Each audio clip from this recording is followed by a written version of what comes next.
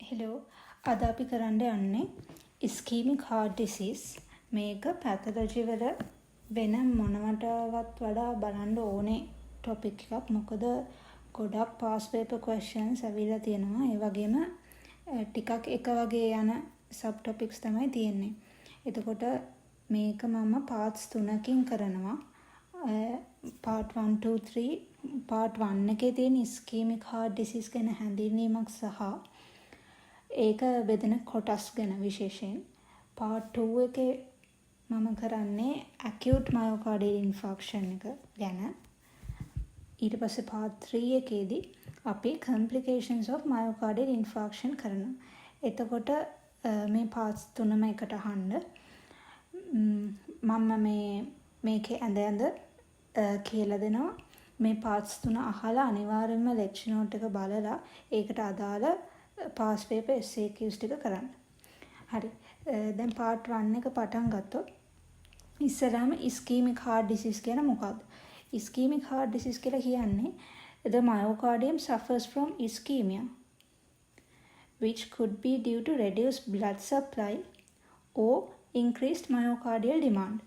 එතකොට ischemic heart disease එක හේතු දෙකක් නිසා වෙන්න පුළුවන්. එක්ක blood supply එක අඩු වෙන්න පුළුවන්. නැත්නම් මයෝකාඩියම් එක තියෙන ඩිමාන්ඩ් එක වැඩි වෙන්න පුළුවන්. ඩිමාන්ඩ් එක වැඩි වෙන්න උදාහරණයක් වශයෙන් එක හේතුවක් ගත්තොත් මයෝකාඩියල් හයිපර්ට්‍රොෆි. ඒක එක හේතුව. එතකොට දැන් මේ ඉස්කීමියා අපි කොටස් දෙකකට බෙදනවා. ඉස්කීමික් හાર્ට් ඩිසීස් එක. පළවෙනි කොටස තමයි acute. දෙවෙනි කොටස chronic. එතකොට acute විදිහට සහ chronic විදිහට දෙකටම මේ ischemic heart disease එක වෙන්න පුළුවන්. acute IHD ගැන ගත්තොත් ඒකේ ප්‍රධාන වශයෙන් දෙකක් ආය බෙදෙනවා. ඒ තමයි myocardial infarction එකක් වෙන්න පුළුවන් නැත්නම් unstable angina එකක් වෙන්න පුළුවන්.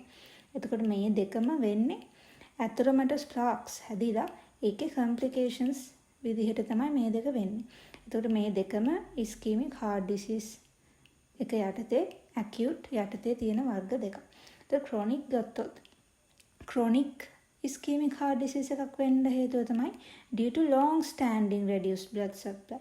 දීර්ඝ කාලයක් තිස්සේ blood supply එක අඩුවීමක් නිසා. දැන් acute එක නම් උනේ atherosclerosis plaque එකක ආපු sudden complications නිසා. නමුත් chronic එක එන්නේ දීර්ඝ කාලයක් තිස්සේ blood supply එක අඩු වෙලා කොරොනරිස් වල සාමාන්‍ය partial obstruction එකක් වෙන්න. මොකද ගොඩක් කල් අඩු වෙගෙන ඇවිල්ලා ඒක සම්පූර්ණයෙන්ම එකපාරට එන හිටින්නේ නැහැ. partial obstruction එකක් වෙන නිසා තමයි chronic එක වෙන්නේ. ඒට අමතරව atherosclerosis නිසා වෙන්නත් පුළුවන්. ඊට පස්සේ ischemic heart disease එකේ අපි spectrum එකක් කියලා කතා කරනවා. ඒ මොකද්ද? ischemic heart disease එක පස් ආකාරයකින් අපිට එන්න පුළුවන්. පළවෙනි එක තමයි chronic ischemic heart disease. ඊළඟට stable angina, unstable angina, acute myocardial infarction and sudden cardiac death. එතකොට මේ පහ ගැන අපි විස්තරාත්මකව කතා කරනවා.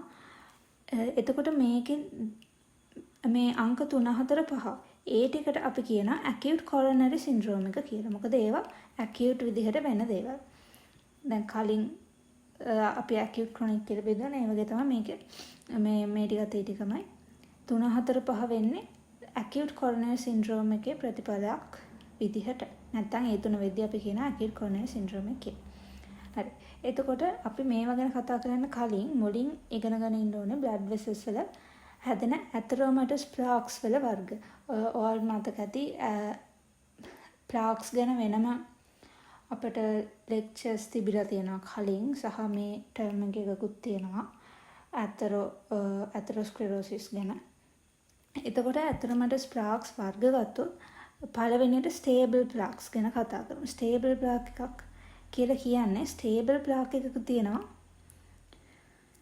thick fibrous cap එකක්. ඒකේ විශේෂත්වය තමයි fibrous cap එක ගොඩක් thick. ඒක නිසා මේකේ size එක rapidly change වෙන්නේ නැහැ plaque එකේ. මොකද හොඳ ශක්තිමත් fibrous cap එකක් තියෙනවා. ඒ වගේම මේකේ lipid core එක ගොඩක් sorry මෙතන නෙමෙයි fibrous cap එක වැරදිලා ඉන්නේ. ෆයිබ්‍රස් කැප් එක ගොඩක් තික්. ඒ වගේම ලිපිඩ් කෝ එක ඒට සාපේක්ෂව ගොඩක් පොඩි. ඉතින් ඒක නිසා මේක රප්චර් වෙන්න තියෙන ප්‍රවණතාවය ගොඩක් අඩුයි. ස්ලයිස් එක චේන්ජ් වෙන්න තියෙන ප්‍රවණතාවයත් ගොඩක් අඩුයි. ඉතින් මේක රෙස්පොන්සිබල් වෙන්නේ අර කලින් කිව්ව ක්‍රොනික් ඉස්කීමික් හાર્ට් ඩිසීස් ಜಾති වලට. ඒ මොනවාද? ක්‍රොනික් හાર્ට් ඩිසීස් එකයි ස්ටේබල් ඇන්ජයිනා වලටයි. මෙතෙන් ඩවුට් මේ ඔයාලට පේනවා. ක්‍රොනික් හાર્ට් ඉස්කීමික් හાર્ට් ඩිසීස් එකයි ස්ටේබල් ඇන්ජයිනා. මේවා වෙන්නේ එතකොට විශේෂයෙන් ස්ටේබල් ප්ලාක්ස් නිසා. දෙවෙනි ප්ලාක්ස් වර්ගය තමයි වල්නරබල් ප්ලාක්ස්.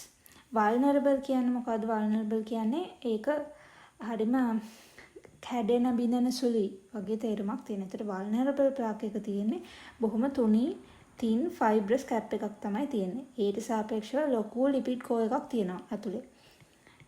ඉතින් ඒක නිසා මේ ප්ලාක් එක ඉතා ලේසියෙන් බිඳිලා රප්චර් වෙලා කොම්ප්ලිකේෂන්ස් ඇති වෙන්න පුළුවන්. ඉතින් ඒක නිසා අපි මේකට කියනවා වල්නරබල් ප්ලාක් කියලා. ඉතින් මේ වල්නරබල් ප්ලාක්ස් ඇතිවීම එහෙම වළක්වා ගන්න පුළුවන් ලිපිඩ් ලෝවරින් ඩ්‍රග්ස් දීලා. මොකද ප්ලාක් එකක් ඇති වෙන්නේ ඇයි? long term blood LDL එහෙම වැඩි වුණාම තමයි ප්ලාක් එකක් එන්නේ. ඉතින් ඒ විදිහට කන්සියුම් කරන අයගේ මේ ප්ලාක්ස් ඇති වෙලා ඉතා ඉක්මනට කොම්ප්ලිකේෂන්ස් ඇති වෙලා ඒ මනුස්සයාට acute complications ඇති වෙන්න පුළුවන්. ඒක නිසා මේවා ස්ටේබල් ප්ලාක්ස් වලට වඩා ගොඩක් බරපතලයි. ඒ වගේම අපි ප්‍රවේශම් වෙන්න ඕනේ මේ ප්ලාක්ස් ගැන බලද්දි. ඉතින් ඒක රප්චර් වෙලා අපිට මොනවද වෙන්න පුළුවන්? මයෝකාඩියල් ඉන්ෆාක්ෂන් එකක් වෙන්න පුළුවන්. ඒ වගේම අන්ස්ටේබල් ඇන්ජයිනා එන්න පුළුවන්. තව විදිහකට කිව්වොත් මේ acute coronary syndrome එක වෙන්න පුළුවන් vulnerable plaques නිසා. sudden cardiac death එකක් ඇති වෙන්නත් පුළුවන්. හරි. ඊට පස්සේ තුන්වෙනි plaques වර්ගය තමයි fibrocalcific plaques. එතකොට මෙතන fibrocalcific plaque කියන්නේ මේක ගොඩක් දුරට stabilized. හැබැයි stabilize වුණත් මේ ප්ලාක් එක දීර්ඝ කාලයක් පැවතීම හේතුවෙන් මෙතන progressive dystrophic calcification එකක් වෙනවා ප්ලාක් එක ඇතුලේ. ඊට පස්සේ එහෙම වෙලා මේ ප්ලාක් එක irreversible තත්වයකට ඇවිල්ලා ටිකෙන් ටික ලොකු වෙන්න පටන් ගන්නවා. ඉතින් ඒක තමයි fibrocalcific plaque එකක් කියලා කියන්නේ. හරි. එතකොට ප්ලාක්ස් වර්ග ගැන අපි කතා කරා. ඊළඟට යන් අපි ischemic heart disease එකේ pathogenesis එකට. එතකොට දැන් කලින් මම කිව්වා ischemic heart disease එක ස්පෙක්ට්‍රම් එකක් තියෙනවා කියලා. ඉතින් මේ ස්පෙක්ට්‍රම් එක අනුව තමයි අපි pathogenesis කතා කරන්න යන්නේ එක වෙන හැටි ගැන. හරි. මුලින් අපි බලමු stable angina එක වෙන්නේ කොහොමද කියලා. දැන් සාමාන්‍යයෙන් ස්ටේබල් ඇන්ජයිනා එකක් තියෙන මිනිස්සෙක් දන්නවා තමන් කොච්චර ප්‍රමාණයක් වෙහෙස වුණාමද පපුව රිදෙන්න ගන්න කියලා. ඒ කියන්නේ එක මිනිස්සෙක් සාමාන්‍යයෙන් විනාඩි 20ක් එක්සර්සයිස් කරද්දී heart pain එකක් එනවා. එහෙම තමයි යාට හැමදාම වෙන්නේ. හැමදාම විනාඩි 20 පණිද්දී heart pain එකක් එනවා. ඉතින් ඒ වගේ කෙනෙක්ට තමයි ස්ටේබල් ඇන්ජයිනා එකක් තියෙනවා කියන්නේ. එතකොට ස්ටේබල් ඇන්ජයිනා එකක් තියෙන අයගේ බොහෝ විට තියෙන ස්ටේබල් ප්ලාක්ස්. ඒ මොකද ඒ ප්ලාක් එක ස්ටේබල් රප්චර් වෙන්නේ නැහැ. ඒ මනුස්සයාට කරන්න පුළුවන් වැඩ සීමිතයි. ඒ හાર્ට් එකේ අදාළ ඒරියා එකට ඔක්සිජන් ලැබීම සීමිතයි. එක තැනකින් නවතිනවා. එතකොට ස්ටේබල් ප්ලාක්ස් නිසා මොකද වෙන්නේ? low grade chronic myocardial ischemia එකක් එන්නේ. ඒක තමයි මම දැන් කිව්වේ. ඊට පස්සේ මේ low grade ischemia වුණාම මොකද වෙන්නේ? මයෝකාඩියම් එකේ diffuse fibrosis වෙනවා. තන fibrosis වෙනවා. Especially in left ventricle. අයියේ especially in left ventricle කියලා කියන්නේ මොකද left ventricle එක තමයි ලොකුම. ඒකට තමයි ලොකුම demand එකක් තියෙන්නේ. ඒ ඝනකම්මත් ඒක නිසා එතනට බලපාන්න තියෙන හැකියාව වැඩි. ඉස්කීමියා එකක් නිසා එතනට තියෙන බලපෑම වැඩි. ඒකයි. ඊට පස්සේ දැන් diffuse myocardial fibrosis වුණාම මොකද වෙන්නේ? ටිකෙන් ටික මෙයාට chronic ischemic heart disease එක වැඩි වෙන්න පටන් ගන්නවා. ඊට පස්සේ ඒ සියල්ලගෙන් ප්‍රතිඵලයක් නිසා අවසානයේ මෙයාට කන්ජස්ටිව් කාඩියක් ෆේලියර් එකක් හැදිලා තමයි නවතින්නේ. ඉතින් ඕක තමයි ස්ටේබල් ඇන්ජයිනා වල සරලම වෙන දේ. ඊට පස්සේ දෙවෙනි එකට අපි ගියොත් දෙවෙනි එක කතා කරන්නේ acute coronary syndrome එකේ pathogenesis එක ගැන. දැන් මේක acute නේ. එතකොට මොකද වෙන්නේ? ප්ලාක් එකක් හදිස්සියේ රප්චර් වෙනවා වගේ දෙයක් තමයි වෙන්නේ. හැබැයි ප්ලාක් එකක් රප්චර් වෙන එකම නෙමෙයි. තව විදි තියෙනවා. අපි බලමු. පළවෙනි එක තමයි ප්ලාක් එකක් ඉරෝඩ් වෙන්න පුළුවන්. දෙවෙනි එක තමයි ප්ලාක් එකක් රප්චර් වෙන්න පුළුවන්. නැත්තම් අල්සරේෂන් වෙලා ඒ උඩට සුපර් ඉම්පෝස් ත්‍රොම්බෝසිස් එකක් එන්න පුළුවන්. ප්ලාක් එක අල්සරේට් වෙනවා. ඒ උඩට ත්‍රොම්බස් එකකුත් ඒ මැදට එනවා. ඊට පස්සේ තුන්වෙනි එක තමයි ප්ලාක් එක ඇතුළට බ්ලීඩ් වෙන්න පුළුවන්. දැන් මේ ඔයාලා බලන්න ඇති මොකද ඉරෝෂන් රප්චර් කියන දෙකේ වෙනස දෙකම එක වගේ නේද කියලා. එකම නෙවෙයි. ඒ දෙකේ සුළු වෙනස්කමක් තියෙනවා.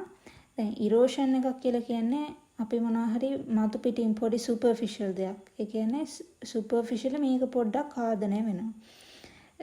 මේක ඩිස්ට්‍රොයි වෙන්නේ එන්ඩෝතීලියම් එක විතරයි. එන්ඩෝතීලියම් එක කැප්සියුල් එක ඕන පොඩ්ඩක් ඩිස්ට්‍රොයි වෙයි. එතකොට මේ ඇතුලේ තියෙන ලිපිඩ් ටික මේ ප්ලාක් එක ඉරෝඩ් වුණා කියලා එළියට එක්ස්පෝස් වෙන්නේ නැහැ. ඒක දැන් ඒ ඇතුලේ තියෙන ලිපිඩ්ස් එහෙම highly thrombogenic. දැන් ලිපිඩ්ස් එක්ස්පෝස් වුණේ නැති නිසා thrombi formation එක වෙන්නත් තියෙන හැකියාව අඩුයි. නමුත් රප්චර් එකක් වෙද්දි මොකද වෙන්නේ? රප්චර් එකක් හරි අල්සරේෂන් එකක් හරි කියන්නේ මේක ලොකු ප්‍රමාණයක් ඛාදනය වෙනවා. ඛාදනය වෙලා ඇතුලේ තියෙන ලිපිඩ්ස් එළියට එක්ස්පෝස් වෙනවා. ඒක නිසා highly thrombogenic material expose වෙන නිසා පස්සේ ඇවිල්ලා මෙතන thrombus එකක් හැදෙන්නත් පුළුවන්. ඒක නිසා රප්චර් එක ඉරෝෂන් එකට වඩා ගොඩක් බරපතල දෙයක්. එතකොට අපි මේ හේතු පිළිවෙලට වගේ ගත්තොත් වැඩිම බරපතලකමක් තියෙන හේතුව තමයි rupture or ulceration. ඊළඟට erosion, bleeding into plaques කියන ගොඩක් uncommon දෙයක්. ඊට පස්සේ තුන්වෙනි එකට මේ දැන් acute coronary syndrome එක වෙන හැටි එච්චරයි. unstable angina. unstable angina එක වෙන හැටි කිව්වොත් ඒකත් ටිකක් කලින් එක වගේ. මොකද වෙන්නේ? ප්ලාක් එක ඉරෝඩ් වෙනවා. ප්ලාක් එක ඉරෝඩ් වෙලා ඕක වැඩි වෙලා ටිකෙන් ටික ප්ලේට්ලට්ස් ඇවිල්ලා මෙතන උඩ රැඳෙන්න ගන්නවා. කාලයත් සමග. එතකොට මේ ප්ලේට්ලට්ස් ඇග්‍රිගේට් වුණාම ඔයාලට ඉස්සර කිව්ව මතක ඇති මේ ප්ලේට්ලට්ස් ඇක්ටිවේට් වෙන්නත් පටන් ගන්නවා. ඒ ඇක්ටිවේට් වුණාම මේ ප්ලේට්ලට්ස් වලින් වේසෝඇක්ටිව් ඇමින්ස් රිලීස් කරනවා. මේ වේසෝඇක්ටිව් ඇමින්ස් වලට පුළුවන් ආටරි එකට ගිහිල්ලා දැන් මේ ආටරි එක මෙහෙම සම්පූර්ණ වෙනවා මෙතන. මේ ආටරි එකේ මේ අනිත් පැත්තේ ස්පැසම්ස් ඇති කරන්න පුළුවන්. මේ වේසෝඇක්ටිව් ඇමින්ස් ආටීරියල් ස්පැසම්ස් ඇති කරනවා. විශේෂයෙන් ඒ ආටරි එකේම ඔපොසිට් පැත්තේ. එතකොට මේ ස්පැසම්ස් ඇති වුණාම there is a temporary complete occlusion of the coronary artery. හැබැයි temporary. This leads to sudden severe temporary reduction in the exercise tolerance. ඒ කියන්නේ මේ ස්පැසම්ස් වුණාම මොකද වෙන්නේ? ස්පැසම්ස් වුණාම එක මොහොතක ආටරි කම්ප්ලීට්ලි වැහිලා යන්න පුළුවන්. හැබැයි මොහොතකට විතරයි. එතකොට අර එක්සර්සයිස් කර ඉන්න මිනිස්සෙක් වගේ ගත්තොත් එයා සඩන්ලි එයාට එක්සර්සයිස් කරගන්න බැරි වෙනවා. සාමාන්‍යයෙන් එයා හැමදාම කරනවා. නමුත් අද විතරක් ස්පැසම්ස් වුණ නිසා සඩන්ලි කරගන්න බැරි වෙනවා. එතකොට ඒ මිනිස්සයා රෙස්ට් කරත් ඒ පේන් එක නැති වෙන්න පුළුවන්. මොකද ආර්ටීරියල් ස්පැසම් එක නවතින්න ඕනේ පේන් එක නැති වෙන්න. දැන් කලින් නම් මොකද උනේ? කලින් ඒ මිනිස්සයා රෙස්ට් කරද්දි සමහර විට පේන් එක නැති වෙන්න පුළුවන්. මොකද ඔක්සිජන් ඩිමාන්ඩ් එකනේ එතන ප්‍රශ්නේ උනේ. නමුත් මෙතන ප්‍රශ්නේ ඉන්නේ මේ ආර්ටීරියල් ස්පැසම්ස් වෙන එක. එතකොට pain is not relieved by rest. එතකොට ඒක තමයි අන්ස්ටේබල් ඇන්ජයිනා කියලා කියන්නේ. ඔය කලේ 3 වෙනි එක. ඊළඟට අපි යනවා 4 වෙනි එකකට. 4 තමයි මයෝකාඩියල් ඉන්ෆාක්ෂන් එකේ පැතොජෙනසිස් එක. දැන් අපි මේ කරන්නේ මෙතන කතා කරපු වර්ග ටික. මෙතන 1 2 3 4 5 ඒ වගේ 4ක් තමයි මෙතන කතා කරන්නේ. හරි 4 වෙනි එකට ගියොත් MI එකක් වෙන්නේ කොහොමද? ප්ලාක් එකක් තියෙනවා. ප්ලාක් එක අල්සර් වෙනවා. අල්සර් වුණාම මොකද වෙන්නේ? මේ ප්ලාක් එක උඩට ත්‍රොම්බයි එකක් ඇවිල්ලා ත්‍රොම්බස් එකක් හැදෙන්න පුළුවන්. ඒතර මේ ත්‍රොම්බස් එකක් හැදෙන නිසා ඒ කොරොනරි ආටරි එක කම්ප්ලීට්ලි ඔක්ලූඩ් වෙන්න පුළුවන්. ලොකු ත්‍රොම්බස් එකක් ඇවිත්. ඒක නිසා complete shutdown of the blood supply to the affected area for a long period. ගොඩක් වෙලාවක් යනකම් මේ ඒරියා එකට බ්ලඩ් එන එක නවතිනවා. එතකොට මයෝකාඩියම් එක කියන ගොඩක් ඔක්සිජන් සප්ලයි එකක් අවශ්‍ය ටිෂු එකක් නිසා මේ පොඩි වෙලාවකුත් ඇති. මෙතන මයෝකාඩියල් ඉන්ෆාක්ෂන් එකක් ඇති වෙන්නේ ඒ affected area එක. ඒතර ඕකට තමයි acute myocardial infarction එකක් කියලා කියන්නේ. ඒතර අපි පැතොජෙනසිස් වර්ග කීපයක්ම කතා කළා.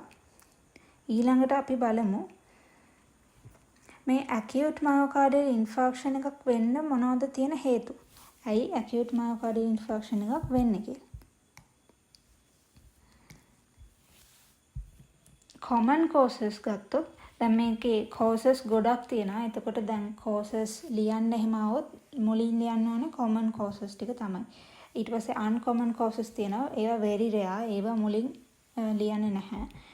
මුලින් common causes ටික ලියවම හරි. එතකොට අපි බලමු මොනවද common ඒවා කියලා. කලින් කිව්වා වගේ ඇතරොමැටස් ප්ලාක් එකක් rupture හෝ ulcerate වෙන්න පුළුවන්. ඊළඟට ඇතරොමැටස් ප්ලාක් එකක් ඇතුළට bleed වෙන්න පුළුවන්. ඊළඟට arterial spasms එන්න පුළුවන්. කලින් කිව්ව හේතු ටිකම තමයි. ඊළඟට අපි බලමු වැඩි වෙන්නේ නැති දේවල්. thromboembolism of the coronary arteries. thromboembolism කියන්නේ ඔයාලට මතක ඇති මොකක් හරි thrombus එකක් හැදිලා ඒක ගැලවිලා embolus එකක් විදිහට ගිහින් වෙන කොහේ හරි හිර වෙන එකට තමයි thromboembolism කියලා කියන්නේ.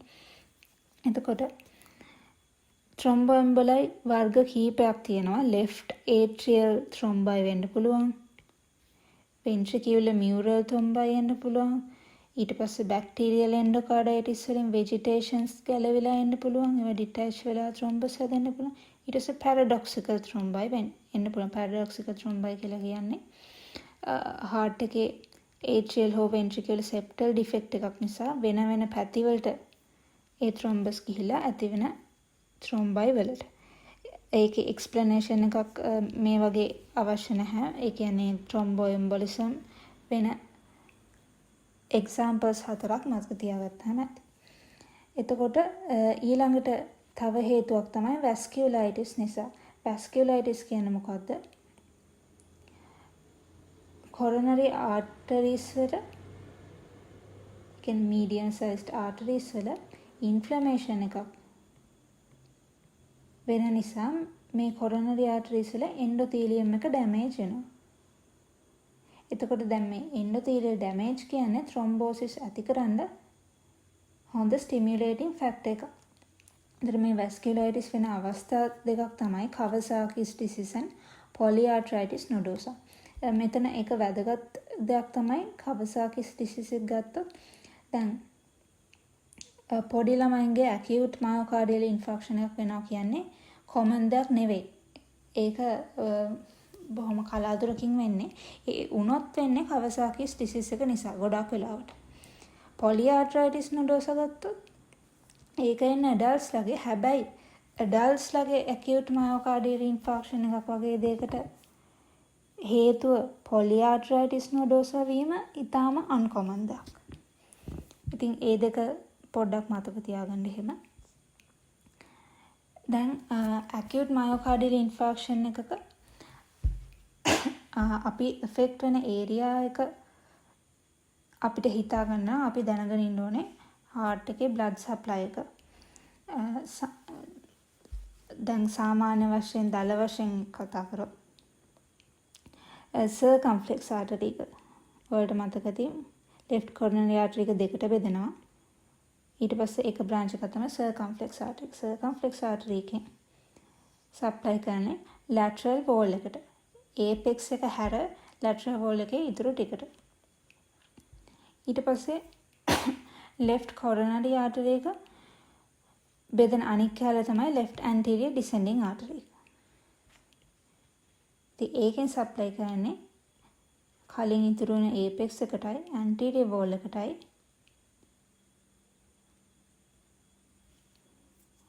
anterior part of the septum. spectrum නෙමෙයි මේක වැරදි septum. anterior part of the septum එකට. ඊට පස්සේ right coronary artery ගත්තොත් ඒකෙන් supply කරන්නේ inferior and posterior wall එකටයි septum එකේ posterior part එකටයි.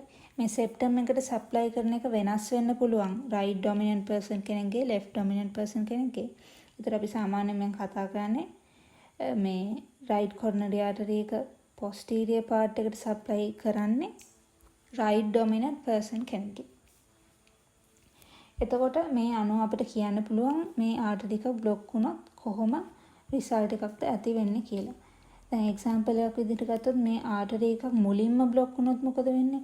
මේ කැලේ දෙකටම supply එක නැතිව ගිහිල්ලා විශාල ප්‍රමාණයක MI එකක් ඇති වෙනවා. නමුත් artery එක බෙදිලා ඉවර වෙලා මේ වගේ කැලලක් block වුණොත්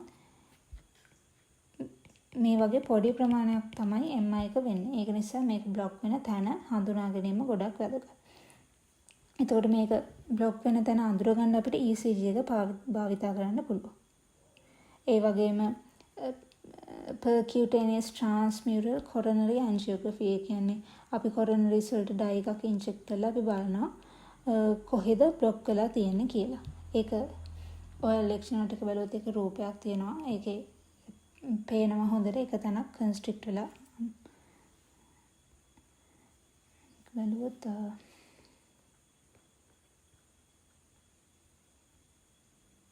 මේ තියෙන angiography එකක්. එතකොට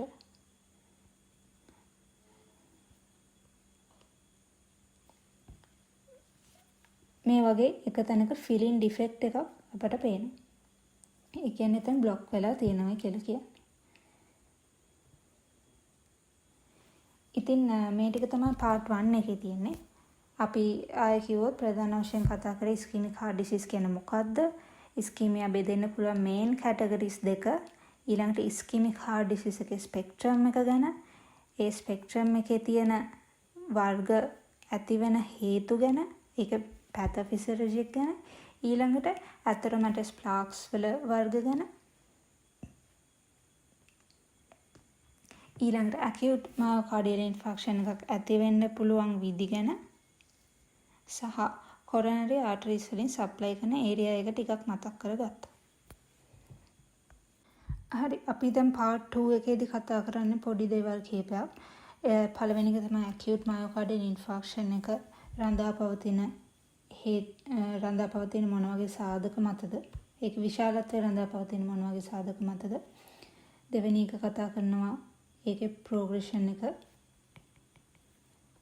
තුන්වෙනි එක ඒකදී වෙන ECG changes. හතරවෙනි එක එක arteries වලින් supply කරන තැන් කලිනුත් කතා කරා. අවසානයේ morphological changes of the infarction. පළවෙනියට බැලුවොත් acute myocardial infarction එකේ size එක depend වෙන factors කීපයක් තියෙනවා.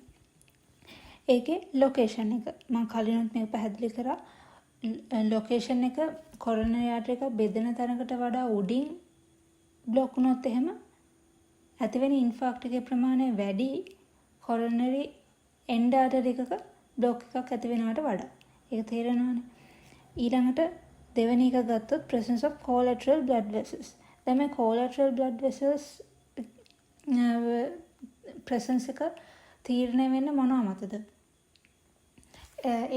එකක් ඒ කෙනාගේ උපතින්ම ඒ collateral blood supply එකක් තියෙනවද නැද්ද? හොඳට develop වෙලාද නැද්ද කියන එක තීරණය වෙන්න පුළුවන්. ඒට අමතරව කාට හරි කෙනෙකුට long term ischemia එකක් තිබ්බොත්, long term low grade ischemia එකක් තිබ්බොත් එයාගේ coronaries වල හොඳ collateral supply එකක් කාලයත් සමග ඩෙවලොප් වෙන්න පුළුවන්.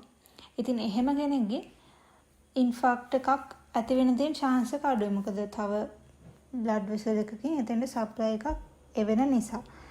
මොකද සාමාන්‍යයෙන් අපි heart එකේ ගත්තොත් heart එකේ තියෙන එක disadvantage එකක් තමයි මේ coronary artery system එක end arterial system එකක්. එතකොට සාමාන්‍යයෙන් මොකක් හරි තැනක එක block එකක් වුණොත් එතනින් එහාට supply කරන්න වෙන vessels නැහැ. ඉතින් එතන අනිවාර්යයෙන් infarct එකක් ඇති වෙනවා. ඒක අපේ developmental disadvantage එකක්. නමුත් සමහර අයගේ මේ collateral blood vessels තියෙන නිසා එයාලගේ infarct එකකට එරෙහිව protection එකක් තියෙනවා.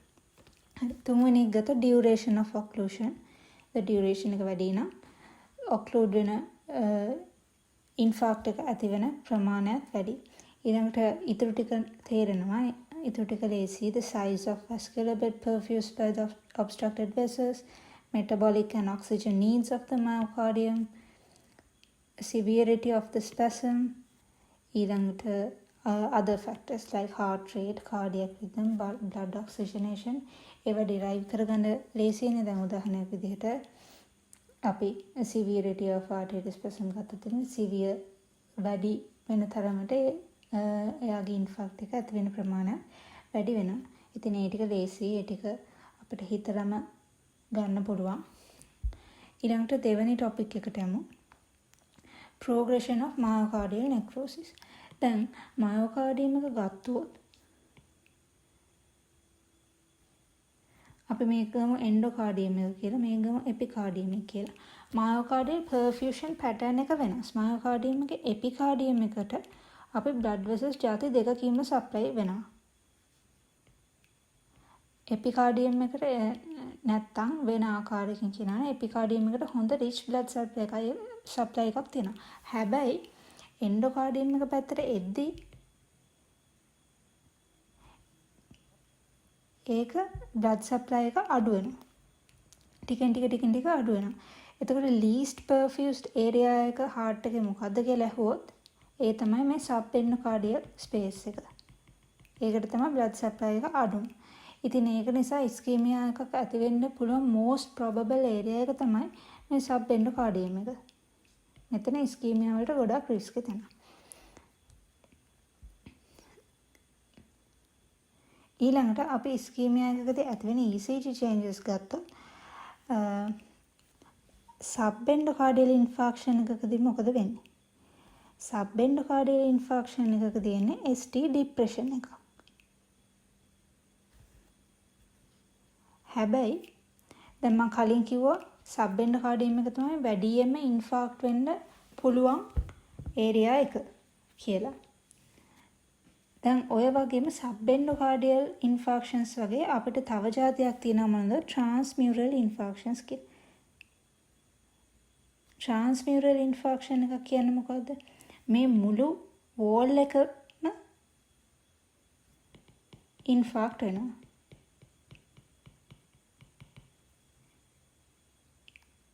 subendocardium එකේ මොකද්ද? subendocardium එකේ උනේ subendocardial part එක විතරයි infarction එක ඇති වුනේ. හැබැයි transmural එකේදී මේ epicardium එකේ ඉඳන් endocardium එක දක්වා මුළු ඔක්කොම infarct එක ඇති වෙනවා. ඉතින් transmural infarction එකකදී අපිට ECG changes වෙන්නේ ඒකේ early ST elevation එකක් වෙනවා. ST elevation එකක් වෙනවා. හැබැයි මේ වුණ ST elevation එක කාලයත් සමග කියන්නේ infarct එක නැති වෙලා යනවත් එක්කම මේ ST elevation එක ආය සාමාන්‍ය තත්ත්වයට වෙනවා. හැබැයි මේ ST elevation එක ඇති වෙනවත් එක්කම මේකේ Q wave එකකුත් ඇති වෙනවා. මේ Q wave එක ඇති වෙලා ඒක මේ වගේ නැති වෙලා යන්නේ නැහැ. ඒක තමයි මතක තියාගන්න ඕන විශේෂම දේ. transmural infarction එකේ Q wave එක ST එකත් එක්ක develop වෙනවා. හැබැයි develop වෙලා Q wave එක persist වෙගෙන තියෙනවා. එතකොට අපිට මේකෙන් ගන්න පුළුවන් වැදගත් දේ තමයි transmural infarction එකක් old එකක් ඇති වෙලා තියෙනවා කියලා කියන්න පුළුවන් සාධකයක් තමයි ECG එකක persistent Q wave එකක් අපි දකින එක. මොකද ST elevation එකක් තියෙනවා කියලා කියන්නේ recent බොහොම recent ඉන්ෆාක්ෂන් එකක් වෙලා තියෙනවා කියන එක. මේ දැන් ඉන්ෆාක්ෂන් එක වෙලා තියෙනවා කියන. හැබැයි Q wave එකක් persistent Q wave එකක් අපිට ECG එකේ පේනවා කියන්නේ ඒක දැන් recent infarction එකක් වෙන්නත් පුළුවන්. recent past එකේ වෙන්නත් පුළුවන්. very old infarction එකක් වෙන්නත් පුළුවන්. infarction එකක් වුණොත් ඒ Q wave එක නැති වෙන්නේ නැහැ. ඒ හැදෙන Q wave එක නැති වෙන්නේ නැහැ. හරි. ඊළඟ topic එක අපි දැනටමත් කතා කරා. මේකේ අපි කියන්නේ එක එක arterial branches obstruct වුණොත් මොන heart එක මොන කැලිද infarctions ඇති වෙන්නේ කියලා.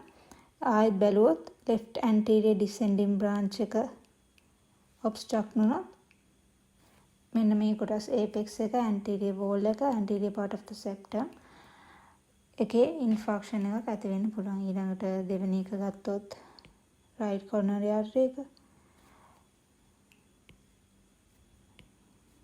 posterior part of the septum and inferior and posterior wall එක. ඊළඟට left circumflex artery එක ගත්තොත් ඒක obstruct වුණොත් lateral wall එකම infarct වෙනවා. හැබැයි apex එක නැතුව. හරි.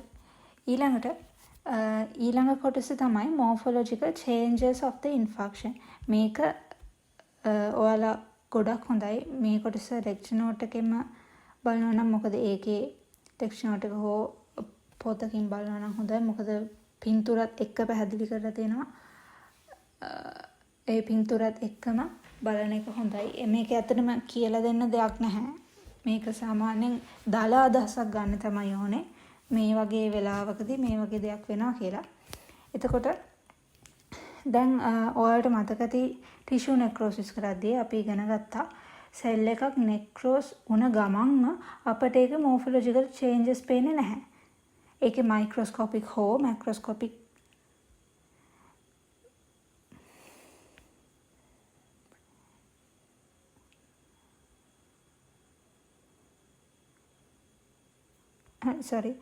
ඒක මයික්‍රොස්කෝපික් හෝ මැක්‍රොස්කෝපික් චේන්ජස් පේන්න පොඩි වෙලාවක් යනවා.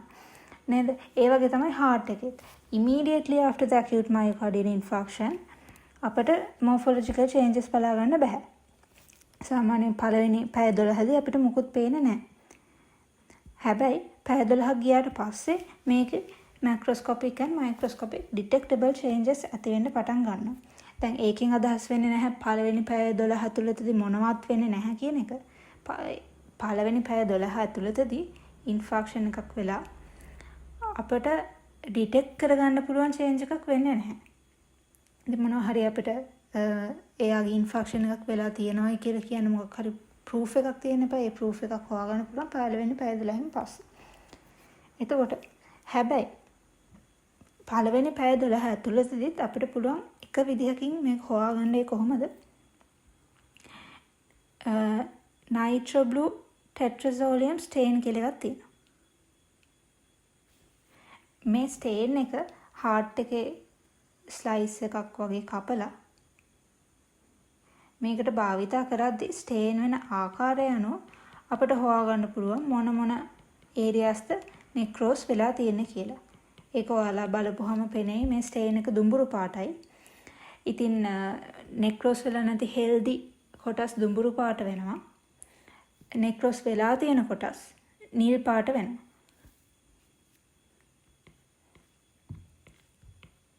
නෙක්‍රෝස් වෙලා නම් නිල් පාට වෙනවා. ඉතිරි කොටස් දුඹුරු පාටටම තියෙනවා. මේක පළවෙනි පැය 12 ඇතුළතදී අපිට අවශ්‍ය නම් කරන්න පුළුවන් ටෙස්ට් එකක්. ඒට අමතරව අපිට විසිබලි පළවෙනි ටිකේදී මොකුත් පේන්නේ නැහැ. හරි. දැන් ඊළඟට මේ ටේබල් එකේ දීලා තියෙන්නේ පැය 12ත් 24ත් අතර ඊළඟට දවසයි දවස් 3ත් අතර දවස් 3ත් 7ත් 7 වෙනි දවසේ පස්සේ වෙන changes. එතකොට දැන් උදාහරණයක් විදිහට ගත්තොත් පළවෙනි පැය 12යි 24යි අතරදී මයික්‍රොස්කෝප් එකෙන් අපි බැලුවොත් අපිට පේනවා wavy myocardial fibers. ඒත් එක්ක contraction bands වගේක් පේනවා. මේවා කොහොමද ඇති වෙන්නේ කියන එක පැහැදිලි කිරීමක් අවශ්‍ය නැහැ. මේක මේ විදිහට වෙනවා කියලා දල වශයෙන් මතක තියාගන්න තමයි ඕනේ. point wise හැම එකම මතක තියාගන්න ඕනෙත් නැහැ. මොකක් හරි මේ වගේ feature set එකක් දුන්නොත් මේ feature set එක පේන්නේ අපිට මොන වෙලාවදිද කියන අවබෝධය තමයි තියෙන්න ඕන. එතකොට අපි පළවෙනි පැය 12:24 අතරත් මැක්‍රොස්කෝපි ගත්තොත් අපිට congested appearance එකක් පේනවා heart එකේ. ඒ මොකද blood stagnate වෙලයි තියෙන්නේ. left ventricle එක ගත්තොත් congested appearance එකක් පේනවා. මොකද blood stagnate වෙලා තියෙන. ඒ වගේම dark mottling appearance එකක් පේනවා. mottling කියන්නේ තිත් වගේ. due to extravasated red cells. ඉතින් ඒ වගේ මේ වගුව ඔයාලට බලන්න පුළුවන්. ඒක කියන්න අවශ්‍ය නැහැ. මම කියන්න අවශ්‍ය නැහැ. මේ වගුව බලාගන්න තමයි තියෙන්නේ. මේක මතක තියාගන්න අමාරුයි නම් cellular necrosis සහ acute inflammation ආය ටිකක් මතක් කරගත්තාම ඒකත් එක්ක මේක correlate වෙනවා කියලා ඔයාලට තේරෙයි. ඉතින් මේ දාලා තියෙන්නේ මේ දැනට කරපු ටිකෙන් අහලා තියෙන SAQs සාමාන්‍ය සැලකිය යුතු ප්‍රමාණයක් අහලා තියෙනවා. මේක වැදගත් කොටසක්. ඉතින් part 2 ඉවරයි. ඊළඟට අපි part 3 එකේදී කතා කරන්නේ complications of myocardial infarction.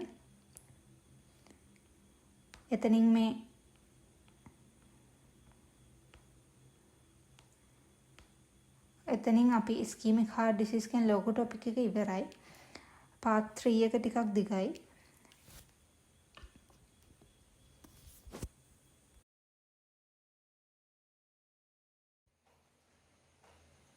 හරි. එතකොට අපි part 3 එකේදී කතා කරන්නේ complications of myocardial infarction ගැන තමයි ලොකු හරියක් කතා කරන්නේ. එතකොට අපි බලමු ඉස්සලාම complications වල early complications මොනවද කියලා. දැන් early complications කීපයක්ම තියෙනවා. මම එකින් එක විස්තර කරගෙන යන්නම්. point form මේ note එකේ දීලා තියෙනවා හොඳට. ඒට අමතරව ඔයාලා දීලා තියෙන textbook එක හරි ඔයාලා දීලා තියෙන lecture note එක හරි අනිවාර්යෙන් refer කරන්න. එතකොට පළවෙනි එක ගත්තොත් reduced contractility of the myocardium.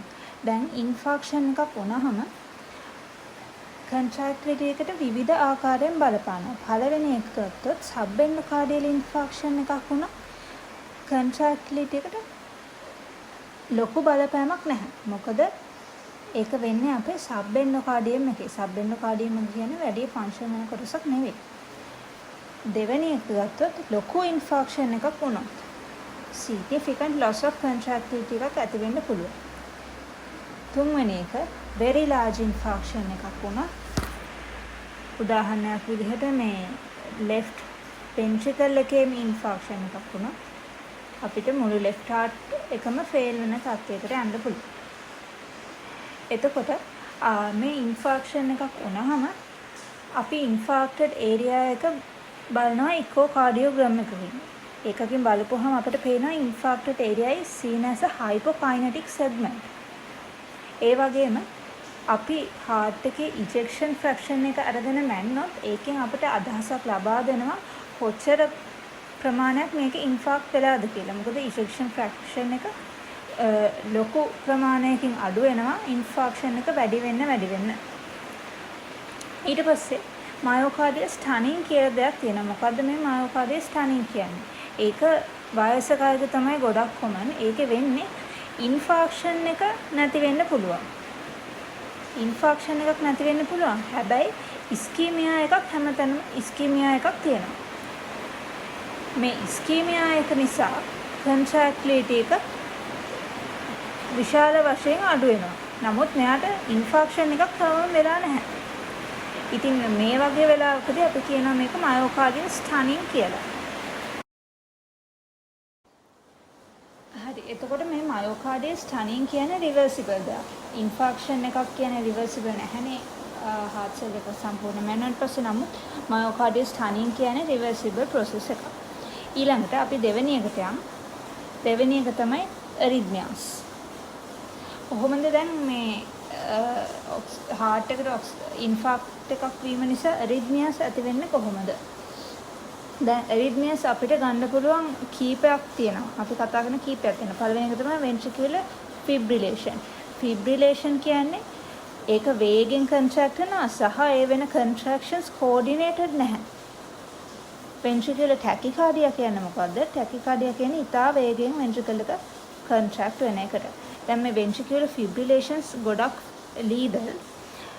ඒ වගේම ventricular fibrillation එකක් වෙනවයි කියන්නේ ඒ diastole එකකදී ventricle එක පිරෙන්න වෙලාවක් නැහැ. ඒක නිසා there is an acute reduction of the end diastolic volume. tachycardia එකත් එහෙමයි. ventricle එක පිරෙන්න වෙලාවක් නැහැ. ඒක නිසා acute reduction of end diastolic volume. එතකොට මේ දෙකේදීම end diastolic volume එක ඊට වේගෙන් අඩු වෙන නිසා acute ventricular failure එකකට යන්න පුළුවන්. එතකොට දැන් ඔයාලා බලනවා ඇති මේ arrhythmias කොහොමද එන්නේ? දැන් අපි කතා කරන්නේ complications of myocardial infarction ගැනනේ. arrhythmias කොහොමද එන්නේ? myocardial infarction එකකින්. එතකොට දැන් heart එකේ අපේ pacemaker එක විදිහට වැඩ කරන පද්ධතියක් තියෙනවානේ. bundle of his ඒකෙන් contractility එක maintain කරන්නේ. MI එකක් දැන් උදාහරණයක් විදිහට septum එකේ MI එකක් වුණොත් එහෙම මේ bundle of his එකට බාධා ඇති වෙන්න පුළුවන්. ඉතින් ඒ වගේ මේකේ heart එකේ contractility එකට බාධා වෙන තැනක infarction එකක් ඇති වෙනොත් තමයි මේ විදිහට arrhythmias complications විදිහට ඇති වෙන්නේ.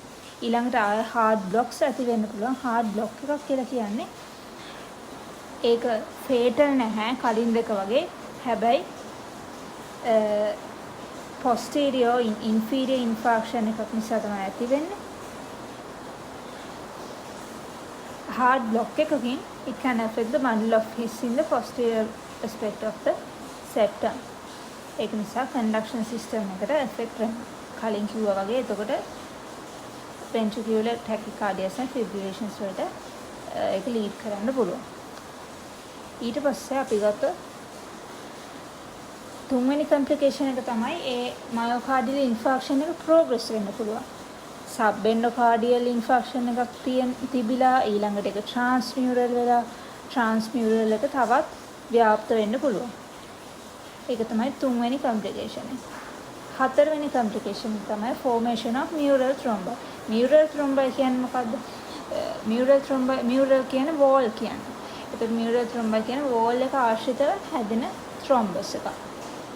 එතකොට mural thrombi are commonly seen in transmural infarction.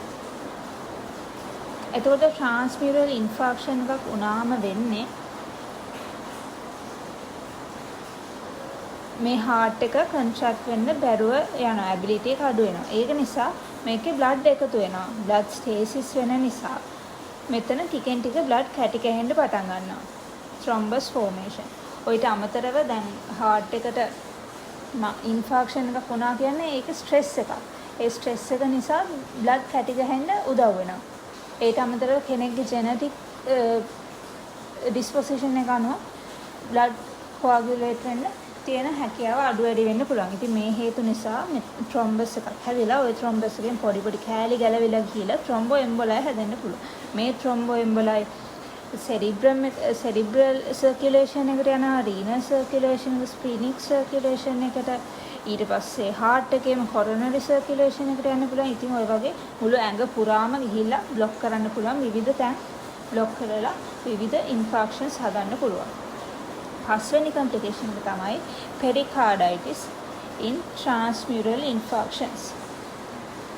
transmural infarctions වලදී දැන් infarct එකක් කියන්නේ ඔයාලට මතක ඇති අපි information එක lead වෙන factors එහෙම කලින් සෙම් එකේදී කතා කළා.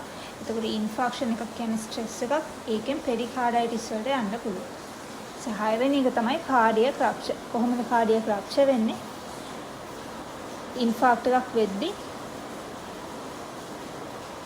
හරි දීර්ඝකාලීනව ischemia තියෙද්දි හරි මේ wall එකේ පොඩි පොඩි fibrosis patches ඇති වෙනවා. diffuse fibrosis වෙනවා. fibrosis වෙනවා කියන්නේ wall එක weak වෙනවා කියන්නේ.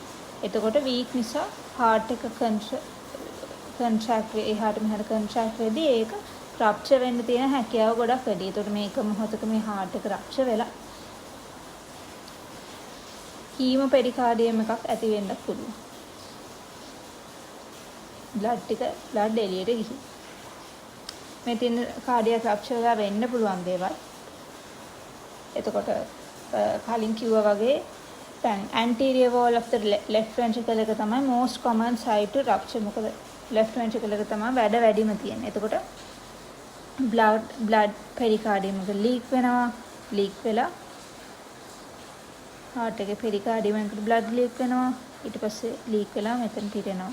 එතකොට මේ blood ටික කාලා ගියාම මෙතන කැටි ගහන්න පටන් ගන්නවා. එතකොට heart is enclosed by clotted blood. ඊට පස්සේ ඒක නිසා මේ heart එකේ ventricles වල expand වෙන්න අමාරු වෙනවා. එතකොට කලින් විදිහටම ventricle එකට පිරෙන endostolic volume එක අඩු වෙනවා. ඊළඟට එකපාරට acute left ventricle failure එකක් ඇවිල්ලා මේ මනුස්සයා මැරෙනවා. ඊළඟට septum එක rupture වුණොත් මොකද වෙන්නේ?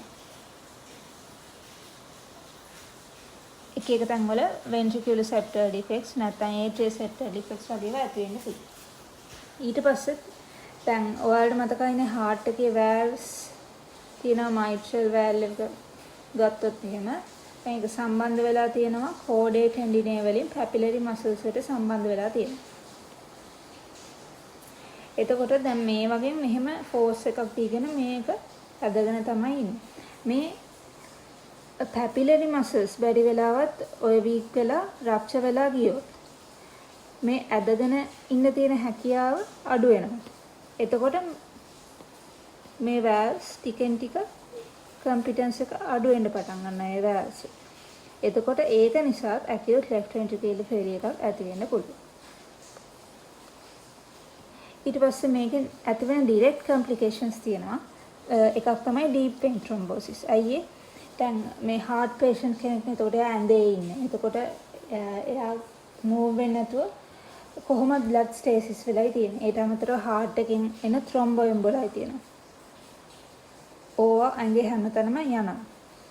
ඉතින් ඊට පස්සේ අර ඒ patient ගේ stress එකක් තියෙනවා. stress එක නිසා blood coagulate වෙන්න තියෙන හැකියාවත් වැඩි.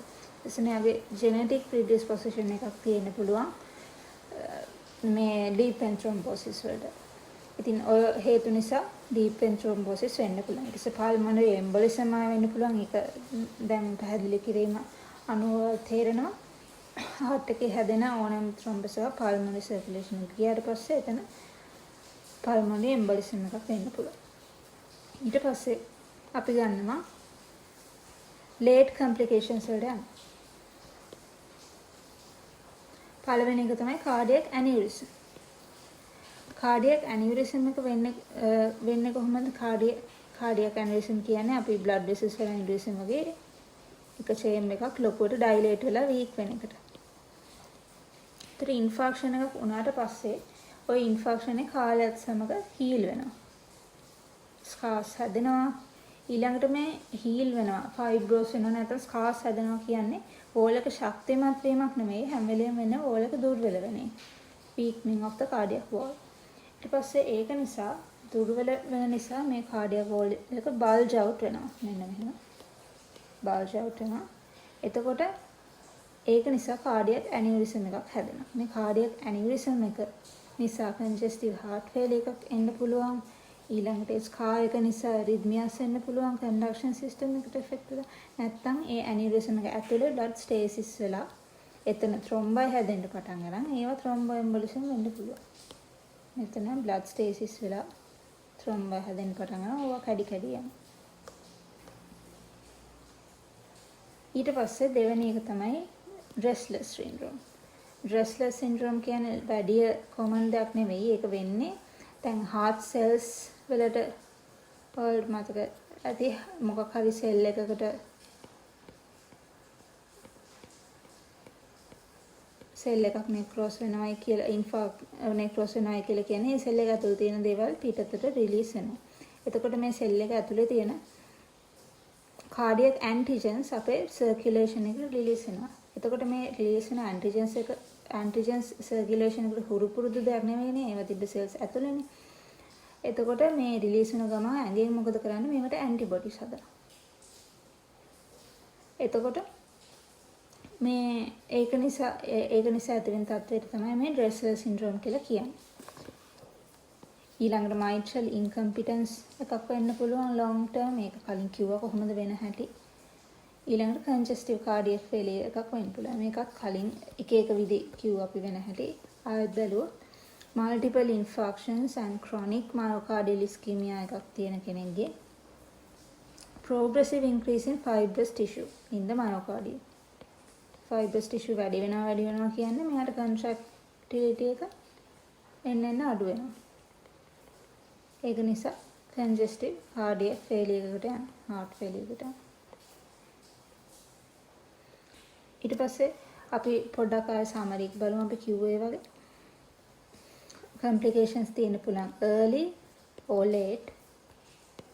early complications ගොඩක් තියෙනවා. contractility reduce වෙනවා, arrhythmias වෙනවා, infarction තව දුරටත් progress වෙනවා, neural thrombi හැදෙනවා, heart එක පුපුරනවා, rupture වෙනවා. ඊළඟට indirectly එන complications තව factors එකතු වෙලා එන complications තියෙනවා. deep vein thrombosis and pulmonary embolism. late complications ගත්තොත් cardiac aneurysms එනවා, Dressler syndrome එනවා, ඊළඟට mitral incompetence, ඊළඟට congestive heart failure එකට යන්න පුළුවන්. ඊළඟට අපි බලමු chronic ischemic heart disease එක ගැන. මේකෙදි වෙන්නේ chronic ischemia නිසා ඇති වෙන myocardial changes වලට තමයි කියන්නේ chronic ischemic heart disease එක කියලා. දැන් atherosclerosis වුණාම මොකද වෙන්නේ? coronary arteries වල මේ coronary arteries ටික ටික narrow වෙන්න පටන් ගන්නවා.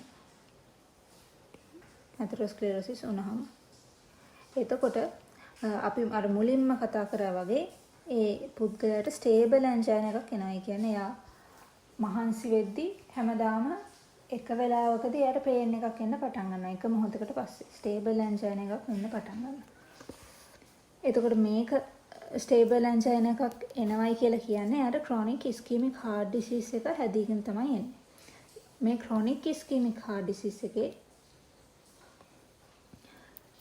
diffuse myocardial fibrosis තියෙනවා. තනින් තන තමයි fibrosis වෙන්නේ. මොකද හැමතැනම දරුණු ischemia එකක් නෙමෙයි prolonged chronic ischemia එකක් තමයි තියෙන්නේ. ඒක නිසා ටික ටික එන්න contractility reduce වෙනවා. pump කරන්න බැරුව යනවා. ටික ටික left ventricle එකෙන් blood stagnate වෙන්න පටන් ගන්නවා. එකතු වෙන්න පටන් ගන්නවා. එතකොට ඒ එකතු වෙන chamber එක ප්‍රධාන වශයෙන් left ventricle එක dilate වෙනවා. dilate වෙන නිසා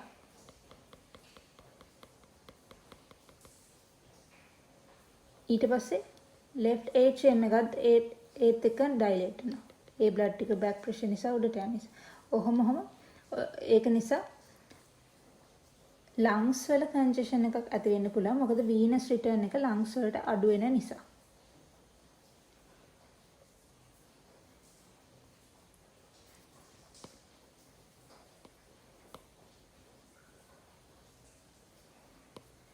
මම යන්දා වැරදි පැත්ත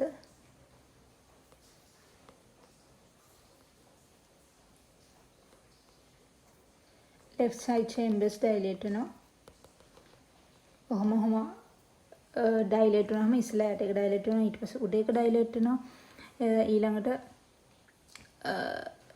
මෙතෙන්ට lungs වලට යන venous return එක අඩු වෙනවා. ඒක නිසා lungs වල congestion එකක් වෙන්න පුළුවන්. හරි. ඊළඟට අපි බලමු chronic ischemic heart disease එකේ morphology එක.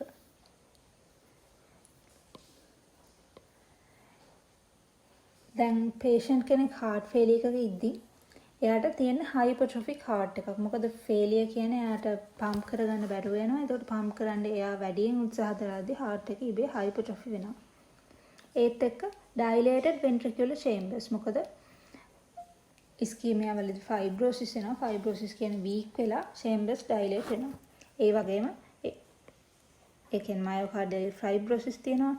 ඒ වගේම atherosclerosis of coronary arteries. ඊට පස්සේ අපි තවත් අලුත් මාතෘකාවකට එනවා sudden cardiac death.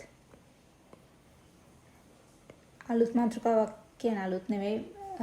ඔයාලට මතකද part 1 එකේදී අපි මාතෘකා 5ක් ගැන කිව්වා. ඒ අනුව තමයි මේ කතා කරගෙන යන්නේ. sudden cardiac death කියන්නේ මොකක්ද? sudden cardiac death කියන unexpected death එක. cardiac causes නිසා ඇතිවෙන unexpected death එක. එතකොට symptoms තියෙන්න පුළුවන් නැති වෙන්න පුළුවන්. coronary artery disease එක නිසා තමයි මේ cardiac death එක ප්‍රධාන වශයෙන් ඇති වෙන්නේ. ඒ වගේම මේ ගොඩක් වෙලාවට වෙන්නේ වයසක කට්ටියන්ගේ. coronary artery disease එක leading cause එකක් කියලා කිව්වා අපි. ඒ වගේම මේක ඇති වෙන්නේ acute myocardial infarction එකේ early complication එකක් විදිහට. දැන් myocardial infarction එකක් එන්න හේතුවක් තමයි coronary artery disease එක. එතකොට sudden cardiac death එකට ප්‍රධාන හේතුව වෙන්නේ coronary artery disease එක. ඒට අමතරව මේ acute myocardial infarction එකේ early complication එකක් විදිහට තමයි sudden cardiac death එක වෙන්නේ. දැන් මේ අපි කතා කරන්නේ වයසකයි. නමුත් young කෙනෙක්ගේ මේ sudden cardiac death එක වෙනවා නම් young අයගේ atherosclerosis වෙන එක හරි uncommon නේ. එතකොට young කෙනෙක්ගේ sudden cardiac death එක වෙනවා නම් එයාට තියෙන non-atherosclerotic causes like aortic valve stenosis, mitral valve prolapse, myocarditis or sarcoidosis, so cardiomyopathies, pulmonary hypertension, hereditary conditions, dilated or hypertrophic cardiomyopathy, myocardial hypertrophy. ඔය වගේ non-atherosclerotic causes නිසා මේ මෙතන තියෙන causes ඔක්කොම අපි දැන් කොහෙදි හරි කතා කරා. මේ sarcoidosis අවශ්‍ය නැහැ.